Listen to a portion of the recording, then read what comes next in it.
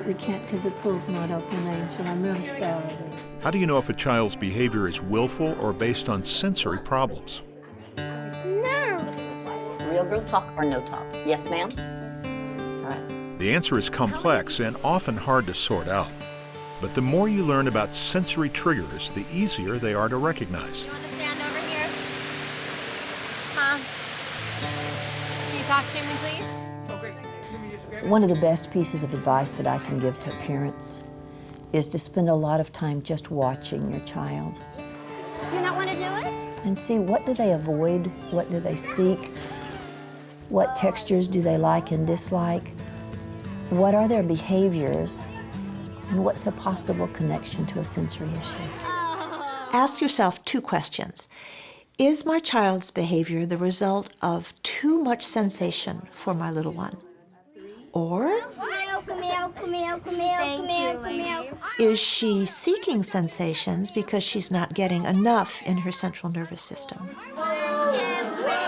Particularly when we're looking at the senses of touch and movement, that over and under reaction is pretty evident when the child is moving or not moving, touching or not touching.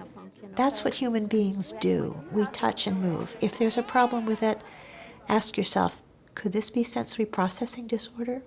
When we have a family call us because they believe their child has a psychiatric problem or a behavioral problem or an emotional problem, a regulatory problem, one of the first things that we ask them is a number of questions about the child's sensory competence. Does your child dislike labels in their shirt? Do they want to wear their shirts inside out?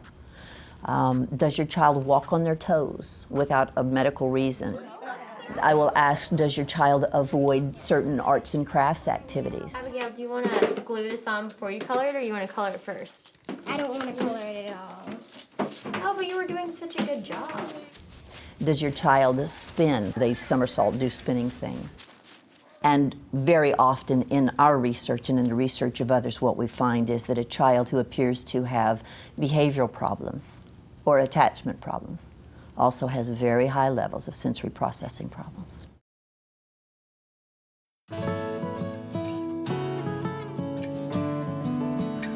We have a set of goals when we work with a child who has sensory issues. The first is to teach the parent to be aware of what is going on. The second is to teach the child to properly interpret with words, it's too loud in here. Can I go to another room? I don't like this texture. Can I eat a different food? The final and ultimate hope that we have is that parents and children will become partners. There you go. Good job. In first creating safe places and then communicating appropriately about the children's needs. Do you like bubble gum? Yeah? No, okay. Let's take a closer look at a few examples from TCU's Hope Connection Camp to help you identify more subtle clues of sensory-driven behaviors and ways you can partner with your children for their success. Give Mama a goodbye hug if you want to. You want to give Mama a goodbye? No, okay. Much of what we do with children, we do in very close proximity, and very often, especially with young children, we'll do an attachment ritual and we'll ask the children if we can hold their hands while we ask their parent their questions for the day. Can I hold your hands? And I'm going to ask Mama 2 questions. Very frequently when we ask the children in the beginning to hold our hands, Well, can we ask Mom 2 questions before you go play? they'll refuse. It's not uncommon that that's a fear response because we are somewhat strange to them, but it's also very likely a sensory, tactile defensiveness. Do you want to not give me hands and just give me eyes? Okay. Many children simply don't want to be touched, and especially not by someone who's unfamiliar. Give me 2 hands right here, handsome fella. Please. Do what? I think let's do this. Oh, If are a you child asking says, me? no, I won't, Well, could I you have ask me to that? evaluate that behavior. Why is this behavior being exhibited? What's the function of misbehavior? Because misbehavior always has a purpose and a function. And if I think that there's a chance that the child's being willful, I might try to press. But if I think there's any chance it's a sensory overload, then I'm going to lower the bar. I'm not going to demand to hold their hands. I think let's do this. Oh, are you asking me or telling me? Tell me. Well, could you ask me? Could I please just do this? I want him to know I'm going to work with him. He doesn't dictate to me. I won't dictate to him. I'm going to work with him. He needs to work with me. Could you ask me, could I please just do this? Can I please just do this? Oh, of course you can. Then the question is, well, do you want to ask for a compromise or do you want to ask for permission? So as long as I've got this, I've still got the attachment thing going because we're still working to solve this problem together. It was great using your words. Thank you. I'm going to raise the bar as far as I can with a sensory defensive child without causing fight, flight, or freeze. I'm going to always try to get them to work it through with me as partners in their healing. Is that fair enough? Can you say fair enough? Fair enough. Ooh, that was very good. We have behavioral goals for children, but we have to always bear in mind, with great compassion and insight, what sensory issues lie beneath the behavioral issues.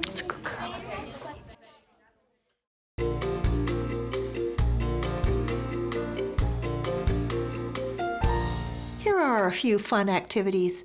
Let's see how the kids enjoy them. I think you guys are ready to do the story of Little Miss Muffet.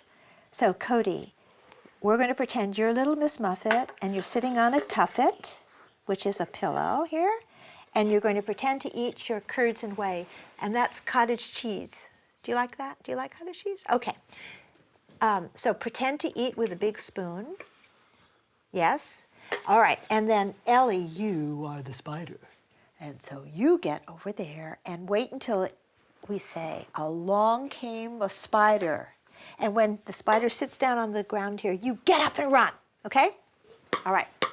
I'm going to tap out the little rhyme on my rhythm sticks here. Here we go. Little Miss Muffet sat, and you start to eat. Little Miss Muffet sat on a tuffet, eating her curds and whey. Along came a spider and sat down beside her. Come on, Spidey.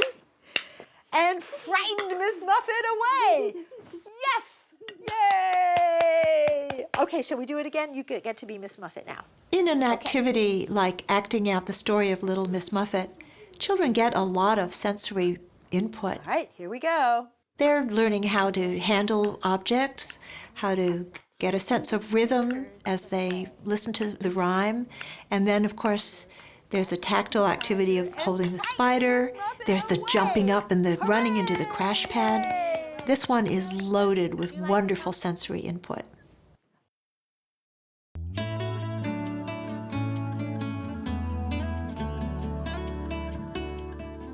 For the first time in her life, Abigail is able to make meaningful eye contact. Camp led to huge social gains for the 7-year-old, who was adopted from Russia as an infant. Summer camp at TCU was monumental for Abigail. My favorite thing was swimming. She came out of that intense 2 weeks of fun, which is therapy cloaked as fun, able to look people in the face, and it unlocked friendships for her. It unlocked a whole world I'm not sure she even knew existed because she never looked at people's faces. She's gone from being totally alone and going an entire school year just by herself and never caring to learn the names of her 16 classmates to having a best friend. Can I keep that one? She's normal, and we didn't think that was possible when she was 3. But at 7, we're getting there, and it's a godsend. And camp gave the family yet another extraordinary gift. Before Abigail arrived home for the first time, her parents refurbished an heirloom rocker, eager to rock and cuddle their new daughter. But Abigail could not stand to be held close until her time at the Hope Connection. Right after camp, on cue, she starts saying, "Daddy, will you rock me? Mama, will you hold me?" And we're sitting in that rocker, the rocker we thought we'd never use, and we're holding our little girl. And she's wanting to be held and hugged and rocked. And we know that the healing is happening. That had been the moment we had waited for, but that we thought it was going to happen when we brought her home from Russia. But it took 6.5 years. before she was able to tolerate being held. But it happened, and that's the important point, is that if you don't give up, you can get past all of the sensory problems, and you can let your authentic child come out and be present.